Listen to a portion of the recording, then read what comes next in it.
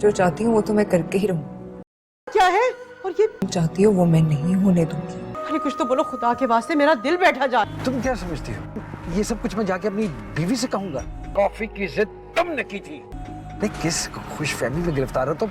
Now listen, I will be very straight. मेरी एक family है, एक जिंदगी है, और उसमें तुम्हारी कोई जगह नहीं। ड्रामा सीरियल बिस्मिल के आने वाले एपिसोड में आप लोग देखेंगे मूसा इस बार बहुत ज्यादा पागलों वाली हरकतें करना शुरू कर देता है। एक कल की आई हुई लड़की की वजह से तौकीर साहब ने अपने बेटे पर ही हाथ उठा दिया, लेकिन जो कुछ मूसा ने किया उसे नहीं करना चाहिए था। उसे अपने बाप से बैठकर बात करनी चाहिए थी, ना कि एक गुंडे की तरह मासूमा के घर जाकर उसे डराना धमकाना था। मूसा अपने हिसाब से बिल्कुल सही जा रहा था, लेकिन यहाँ मूसा से बहुत बड़ी गलती हो गई और तौकीर साहब को तो कोई ना कोई बात चाहिए थी अपने घर वालों को बेइज्जत करने की, और मासूमा ने उसे उल्टी सीधी पट्टियां बनाकर उसी के घर वालों के खिलाफ कर दिया। जब तौकीर साहब के सामने भी मासूमा की असलियत आएगी तब उसे अपने सारे काम बहुत गलत लगने लगेंगे। अभी तौकीर साहब अपने घर वालों से काफी खफा और नाराज है। जिस तरह उन्होंने मूसा के साथ किया, मासूमा ने बहुत बड़ा झगड़ा डाल दिया है तौकीर साहब के घर में, और मूसा भी इस बार अपने बाप से बेहद नफरत करने लगा है। अब उसे अपने बाप का चेहरा देखना भी पसंद नहीं, यहाँ तक कि वो अपने बाप को धमकी भी देता है। आपको अब आखिरी वार्निंग दे रहा हूँ, अगर आपने उस लड़की को तलाक ना दी तो मैं अपनी जान सचमुच दे दूंगा।